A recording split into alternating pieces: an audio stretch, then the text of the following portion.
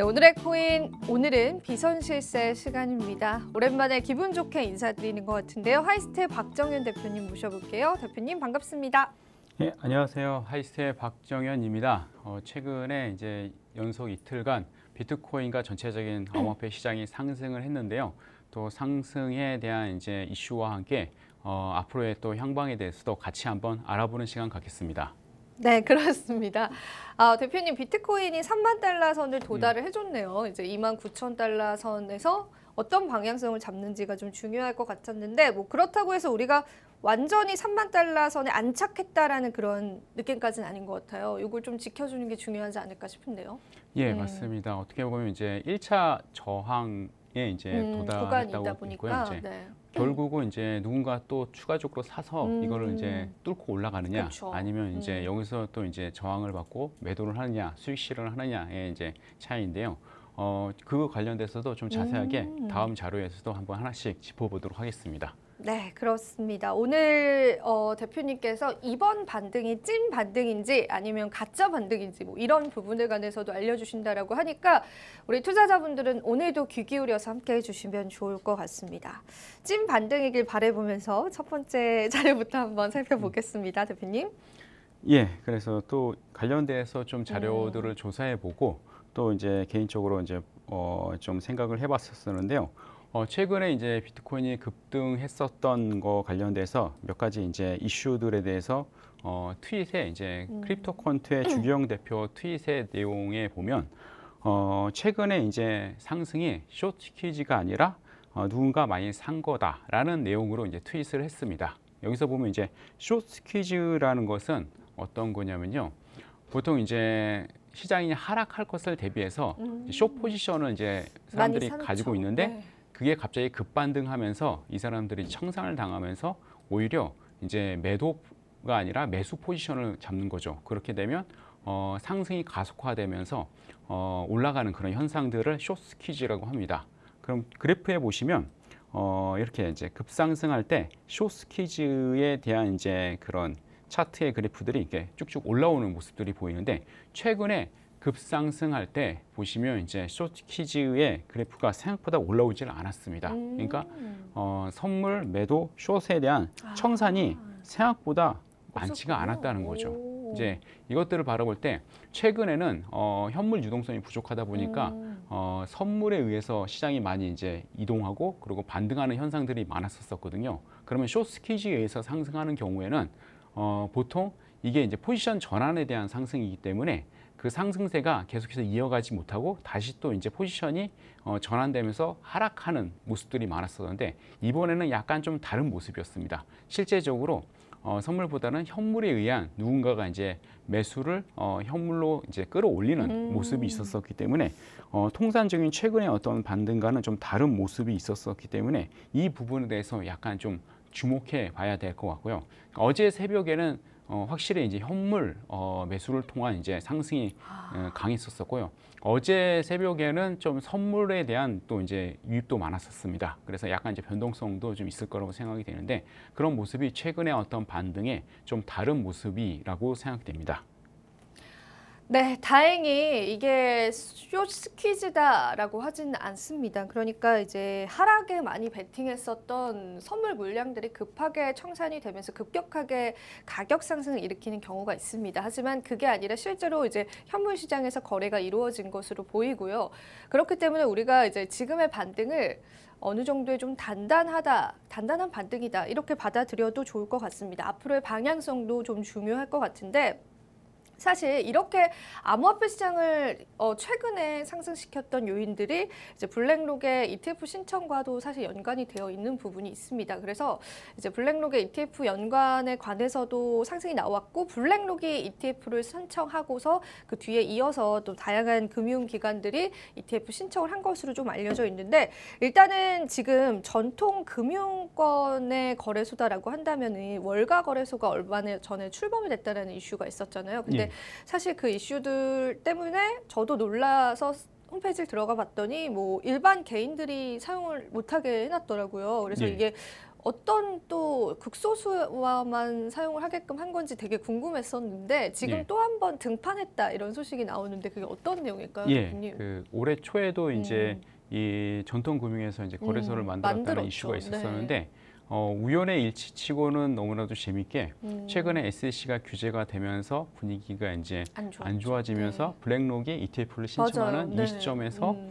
그 외에도 뭐 보니까 이제 뭐 유즈점 트리나 아니면 많이 이제 뭐 신청했더라고요. 비트와이즈나 연달아서 이제 ETF를 연달아서. 네. 신청을 하고 또 블랙록 같은 경우에는 보니까 이제까지 수많은 이제 ETF를 신청했는데 단 한 건 외에는 승인 취소가 된 적이 없는 그럼요. 이력이 네. 있다 보니까 이제 그 규모나 여러 가지 부분에서 그런 부분들에 이번에 이제 승인 가능성들이 높다는 뭐 그런 이제 이슈들도 많고요.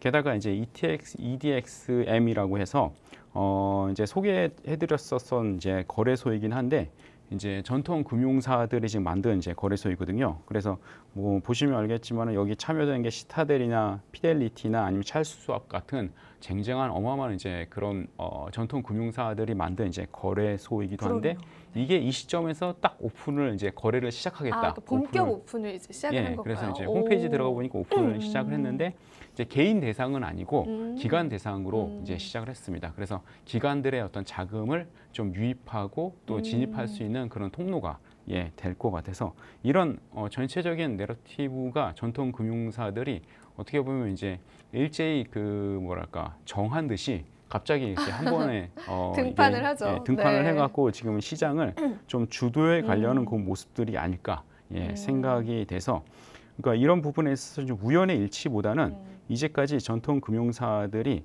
SEC의 어떤 규제나 어떤 이제 부분들을 면밀히 이제 검토를 하면서 어느 시점에 타이밍을 잡고 있지 않았나 그냥 그런 그냥 개인적인 그냥 생각들을 하고 있습니다. 그래서 이게 우연의 일치라고 하기에는 너무나도 이제 타이밍이 너무 시기적절할 뿐만 아니라 이제 이런 이제 타이밍이 어떻게 보면 SEC가 이제 일반 이제 기존에 있던 이제 크립토 시장을 규제를 이제 빡세게 하는 그런 상황 가운데서 이제 전통 금융사들이 이런 규제에 비해서 규제를 잘 지키는 전통 금융사들이 우리가 이제 크립토 시장을 주도해 갈게 하는 그런 뭐랄까 이제 시나리오를 좀 만들어가는 부분이 아닐까 싶습니다. 그렇게 되면 어떻게 보면 자연스럽게 이제 크립토 시장에 대한 주도권이 전통 금융사로 넘어가게 되고 그렇게 되면 크립토 시장의 어떤 처음에 원대한 꿈, 그러니까 이제 비전들이 어떻게 보면 전통 금융사들이 하나의 그냥 핀테크 섹션으로 이제 섹터로 그냥 남아갈 수 있는 여지가 생기지 않을까 싶습니다. 그러니까 반대로 보면 이제 전통 금융사들이 그만큼 이제 이 시장에 대해서 오랫동안 이제 연구를 해왔기 때문에 지켜봤던 거죠. 네. 단기적인 입장에서 큰 수익이 되지는 않겠지만은 장기적인 입장에서는 중요한 그 영역이기 때문에 이 부분에서 오랫동안 연구를 해왔고 분석을 해왔고 준비를 해왔기 때문에 이 시점이 어떻게 보면 시장을 이제 주도할 수 있는 적기라고 판단이 되기 때문에 본격적으로 이제 너도 나도 이제 등판하면서 어떤 시나리오를 만들어 가지 않을까 싶습니다. 그래서 이번에 이제 등판하는 그런 이제 모습들이 어떻게 보면 이제 되게 치밀한 전략적인 관점에서의 어떤 시점이라고 생각을 하고요. 그래서 최근에 어떤 현물 매수세하고로 또 뭐랄까 이제 좀 연결되는 그런 이제 모습들이 아닐까 싶습니다. 그래서 그런 것들을 따져 볼 때 여러 가지 이제 크립토 시장의 새로운 이제 국면으로 좀 접어드는 시점이 아닐까 그렇게 조심스럽게 한번 생각을 해봅니다. 네. 타이밍이 정말 공교로웠습니다. SEC가 이제 대대적인 암호화폐 규제를 하겠다라고 공표를 한 이후에 시장의 불안감이 좀 형성이 됐고요. 그 불안감이 형성됐던 와중에 월가 거래소가 출격이 아니라 본격적인 거래를 시작을 했습니다. 그뿐만이 아니라 블랙록이라는 일경 정도의 자금을 굴리는 세계 최대의 자산 운용사가 비트코인 ETF를 신청했습니다. 그에 따라서 다른 여러 기업들도 비트코인 현물 ETF를 좀 신청하고 있는 상황인데요. 이 공교로운 이러한 타이밍들을 우리가 전반적으로 놓고 봤을 때 전통 금융시장은 암호화폐 시장을 외면했다라기보다는 어느 타이밍에 이 시장을 선점할 수 있을지를 계속해서 연구하고 고민했었던 것 같습니다. 그래서 이제 뭐 암호화폐 시장 자체에 관한 새로운 국면이 다가올 수 있을 것 같다라는 그런 말씀들까지도 함께 전해드렸는데 일부 저도 좀 동의하는 바가 있었던 것 같습니다. 자, 그렇다면은 뭐 저희가 온체인 분석적으로 봐야 되는 걸까요? 될까요, 대표님? 이 차트는 어떤 차트일까요? 예. 그래서 또 참고적으로 네. 또 이제 뭐랄까 수급 관점에서 실제적인 데이터를 좀 한번 또 네. 소개를 해드려야 될 것 같아서 네. 그 중에서 이제 URPD라는 지표를 온체인 지표를 가지고 왔습니다. URPD는 일반적으로 이제 웨일맵, 그래서 고래들의 지도라는 그런 이제 명칭으로도 이제 많이 이제 소개가 되는 건데요. 그래서 일반적으로 투자자 시점에서 어느 구간에서 많은 비트코인이 이동을 했는지를 분석하는 그런 차트입니다. 그러니까 어느 가격대에 비트코인이 많이 움직였다는 것은 거래를 하기 위해서 움직인 그쵸. 거기 때문에 네. 그 시점에 가격에 대한 지지와 저항을 어느 정도 분석하는데 되게 유용한 그 데이터가 됩니다. 근데 최근에 놀랍게 그 웨일 지표, 그러니까 이제 URPD에서 보시면 27K 부근에서 엄청나게 치솟은 그런 이제 볼륨 양을 보실 수가 있는데 여기 차트에 보시면 이거는 뭐 기존의 이제까지 어떤 수량하고는 비교할 수 없을 정도로 뭐 차트의 거의 오류 수준으로 그냥 뚫고 나가버렸습니다. 이거는 만약 이게 이제 차트의 오류가 아니라면 이건 어마어마한 양의 이제까지 있었던 양 이상의 많은 양이 시장에 지금 이동이 됐었던 거고 그게 실제적으로 27K에서 거래가 될 가능성이 높다는 그런 예측을 좀 해볼 수가 있고요. 그러면 27K의 거래가 됐다는 것은 그때의 매도 물량은 싹 다 받아갖고 누군가 이거를 매수해서 가져가는 그런 이제 뭐랄까 이제 그 비트코인의 주인이 바뀌는 그런 시점이라고 생각이 됩니다. 그러니까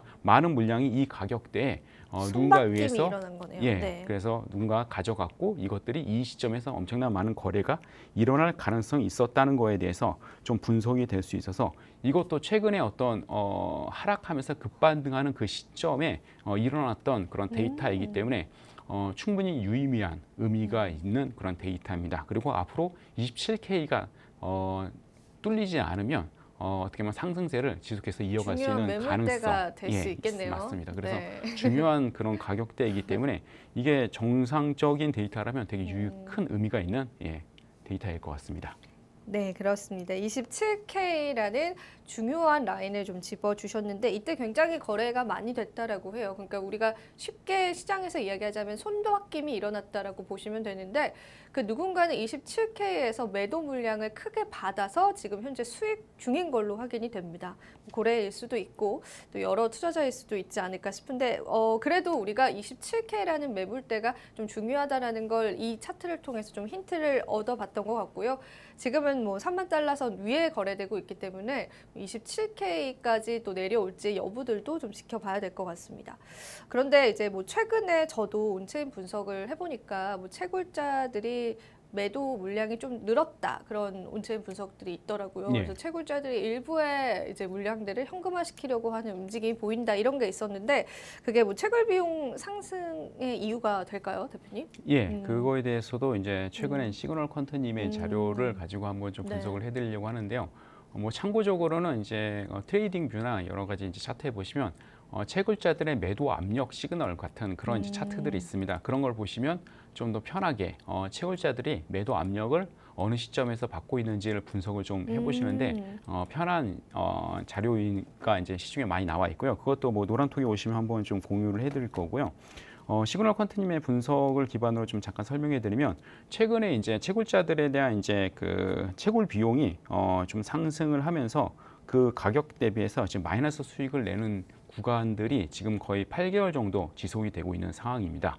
예, 그러다 보니까 아래 보시면 이제 빨간색으로 해서 채굴자들이 거래소로 계속해서 유입하고 있는 비트코인의 양을 좀 분석을 해볼 수 있는데, 그러니까 매도 시점을 잡기 위해서 지속적으로 지금 채굴자들이 그 비트코인을 계속해서 이제 거래소로 지금 이동하고 있는 그런 부분들이 보이기 때문에 일정 이상 충분히 이제 가격이 돌파하지 않으면 계속해서 마이너스이기 때문에 채굴자들 입장에서는 좀 매도에 대한 그 뭐랄까 압력이 좀 높아질 거라고 생각을 하고요. 어느 시점에서는 매도 압력이 어느 정도 수익 실현을 하고자 하는 그런 의지 때문에 좀 가격의 조정이 있을 수 있는 가능성도 있다는 거에 대해서도 한번 좀 잠깐 소개를 해드릴 수 있습니다. 그래서 시장에는 예측하기 힘든 여러 가지 변수들이 있는데 그 중에 하나의 변수에 대해서도 잠깐 좀 소개를 해드리고 이것들이 단기적인 어떤 시장 가격의 좀 변동성과 그리고 흔들림에 어떤 영향을 줄 수도 있는 요인이기 때문에 좀 간단하게 또 이제 소개를 시켜드립니다. 네, 그렇습니다. 채굴자들의 채굴 비용 상승에 따른 매도 압력도 있을 수 있다는 걸 우리가 하나의 리스크로 좀 염두를 해두고 시장을 바라보는 것이 좋을 것 같습니다. 자, 저희가 시그널 차트 활용법 대표님께 바로 들어볼 텐데요. 하단에 QR코드 하나를 띄워드리겠습니다. 자, 오늘도 딱 2분만 띄워드릴 수 있을 것 같습니다. 그냥 가져다만 되셔서 여러분들 들어오신다면은 대표님과 함께 이러한 차트 분석도 해보실 수 있는데요. 최근에 시그널 차트 활용이 굉장히 좀 적중했을지 좀 궁금하거든요. 대표님 한번 설명을 바로 한번 들어보겠습니다. 예, 그래서 시그널 차트는 이제 제가 여러 가지 설명해 주는 여러 가지 기법들이나 온체인 데이터를 좀 종합적으로 또 표현한 그런 이제 차트라고 보시면 되고요. 노란 톡방에 오셔갖고 사용 신청을 하시면 누구나 이제 무료로 또 이제 사용을 할 수 있도록 기간을 이제 열어 드릴 것입니다. 그래서 간단하게 설명을 좀 드리면요. 시그널 차트는 4가지 요소로 이제 구성이 되어 있습니다. 그래서 1차적으로 신호, 그러니까 매수하고 매도 신호를 좀 이제 구분할 수 있게끔 추세 방향으로 나오고 그다음에 매물대가 나옵니다. 이 매물대는 오더블록이라고도 불리는데 실제적인 대량 거래가 있었던 그 지점들을 히스토리를 이제 만들어서 실제로 지지 저항을 분석할 수 있는 부분이고, 그리고 과거의 어떤 차트의 이제 이동 경로들을 분석한 지지 저항에 대한 점선들이 있습니다. 그리고 마지막으로 RSI가 있습니다. 그래서 첫 번째로는 시그널이 나왔을 때 매물대에 속해 있는지 먼저 확인하시면 되고요. 두 번째는 추세 방향과 일치하는 거나 아니면 추세의 상단이나 하단에 부딪혔는지 확인하셔야 되고요. 세 번째는 그 점에 점점점 지지 저항의 선과 어느 정도의 이제 일치를 하는지 또 분석을 하면 됩니다. 그래서 네 번째는 RSI까지인데요. 여기서 이 4가지 요소 중에서 꼭 매물대는 무조건 포함이 돼야 되고 나머지 두 개나 아니면 3개 정도가 일치될 때 진입을 해서 수익을 내는 방식입니다. 그래서 이 부분도 노란톡에 오시면 좀 자세하게 설명을 해드리고 계속해서 또 가이드를 해드리겠습니다. 네, 그렇습니다. 오늘 시그널 차트 매매 비법까지도 여러분들께 알려드렸는데요. 시간이 얼마 안 남았네요. QR코드 많이 활용해 주시면 감사하겠습니다. 자, 오늘은 여기서 한번 마무리해보도록 하겠습니다. 비트코인이 3만 달러 선 터치해주면서 우리 투자자분들 그래도 안도의 한숨 내쉬셨을 것 같습니다. 계속되는 상승 저희와 함께 바라보시면서 오늘의 코인 계속해서 노력해보도록 하겠습니다. 투자 고지 드릴게요. 본 방송에서 제공하는 정보는 투자 판단에 대한 조언일 뿐입니다. 가치 판단과 상승 하락을 보장하고 있진 않다는 점 다시 한번 유의 부탁드리고요. 저희는 내일 이 시간 다시 찾아뵙도록 하겠습니다. 오늘도 시청해주신 여러분 고맙습니다.